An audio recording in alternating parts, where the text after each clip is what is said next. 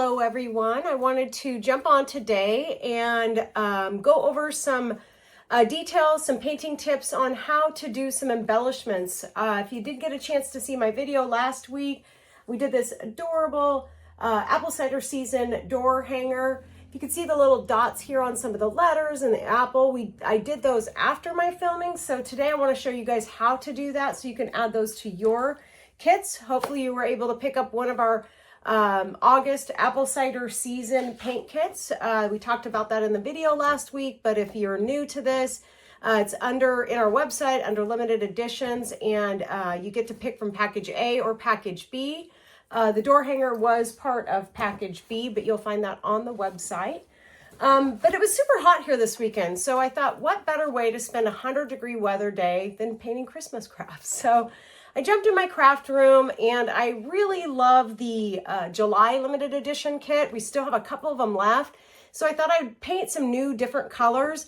In the limited edition kit, you'll see we do give a paint, suggested paint colors, but I know a lot of people are like, gosh, I don't want to go to the store and buy paint.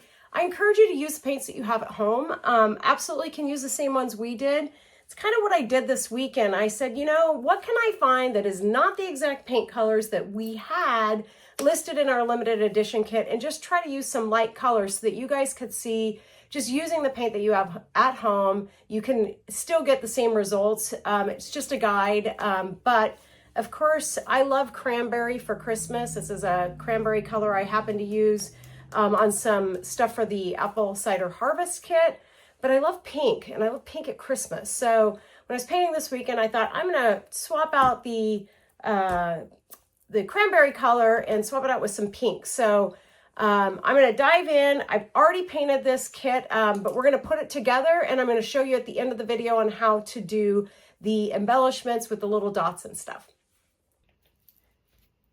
For those of you that watched our video last week, we talked a lot about paint boards. They're one of my favorite little tricks that you can do when you're painting at home. This is just double-sided masking tape. It is 12 inches long, but you can use any masking tape. The thing I love about this is that your pieces stick on this board. So as you're painting, they stick on here, they don't fall off. It makes painting so much easier. But I've already pre-painted all these. I've done some shading. We went over the shading last week in that video. So fun. It really brings out some of the colors on this board. You can see the little bee Mary's got some white shading on it. But I pre-painted everything for interest of time today. If you didn't pick up this kit, I highly recommend it. It's so adorable, but we'll be putting it together today. So this is the Bee Mary door hanger that we're going to put together today. In that kit, you'll have two pieces that look like this. I know it's kind of confusing, but they do stack on top of each other, and we'll glue them on here together. That gives the dimension when we start putting all these little pieces together. So with that being said, I'm gonna glue this, and then when we're done gluing, at that point we're gonna do some embellishments, and I think you'll find that it's just gonna take it up to the next level when we do some dots and stuff on this. So a couple things I used on this project. One of my favorite glitters you could see on my snowflakes and across the rooftops. I added a little bit of glitter. I love the look of glitter. I hate when glitter gets all over my house. So this is one of my favorite glitters to use on specifically wood, laser cut wood. It's the Ceramcoat, just glitter ice. It's got just a nice color blend, got a little bit of color in it, but mainly it's just kind of clear iridescent glitter sparkles. So get this at any craft store, get it on Amazon.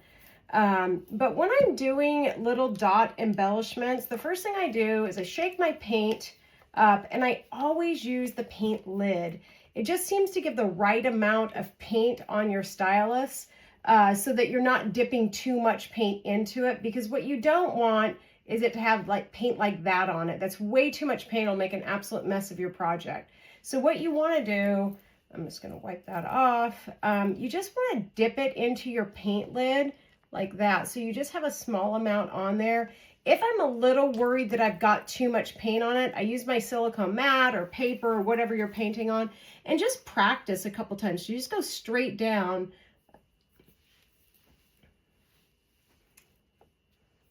you just practice on it and you just go straight down. So just 1, 2, and 3. I generally never dot more than 3 times, mainly because your paint's gonna start coming off your stylus and you're gonna end up with not full coverage on those little dots that you're trying to make. Also tip, I always keep a baby wipe in my hand when I'm doing dots, just to clean off my stylus between dippings. Because again, you don't want too much paint buildup on here. It kind of makes a bit of a mess on your little dots.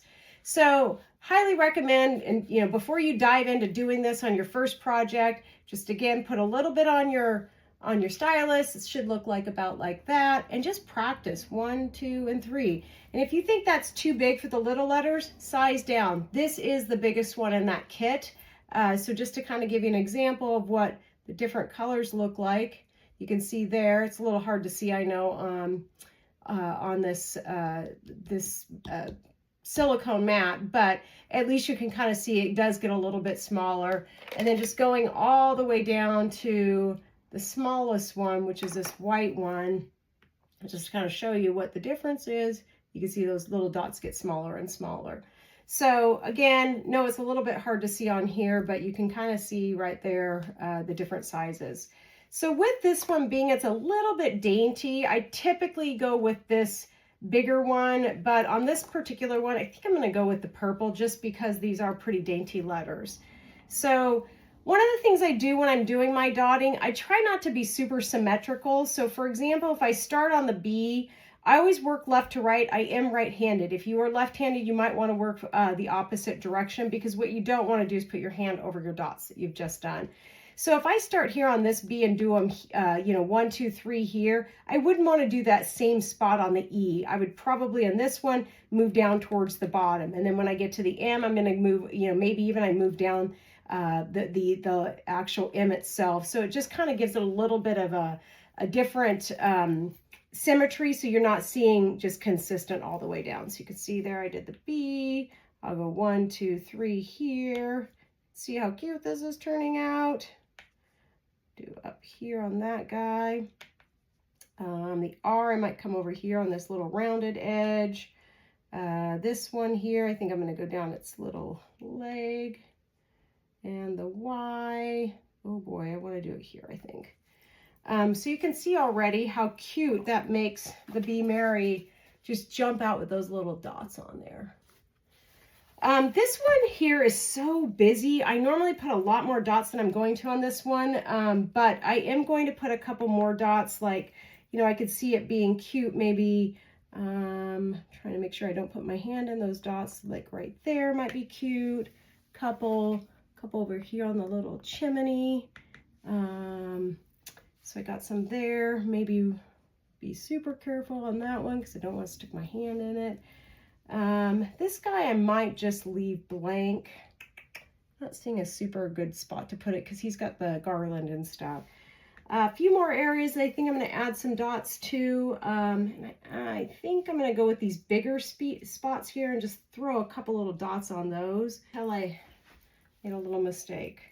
But that's all the dots I'm going to do on this one, because again, it's really a busy project to begin with, but you can see how much cuter that just brought this door hanger with those little dots. I'm going to put a bow on it, a hanging ribbon, and I will post my finished project here shortly, and thank you for joining me today.